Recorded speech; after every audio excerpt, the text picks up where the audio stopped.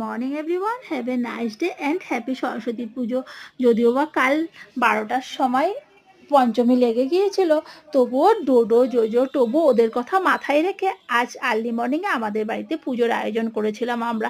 তার কারণ ওরা যদি উপোস করে না থাকতে পারতো তাহলে পুষ্পাঞ্জলিতে প্রবলেম হয়ে যেত, তাই আজকেই পুজোটা করছে। আর আমাদের মা সরস্বতীকে তোমাদের একবার দেখিয়ে দিলাম, ব্রাহ্মণ দাদা অন্য জায়গায় কাজে গিয়েছিল বলে এইবার ব্রাহ্মণ দাদার ছেলে আমাদেরকে পুজো করাচ্ছে।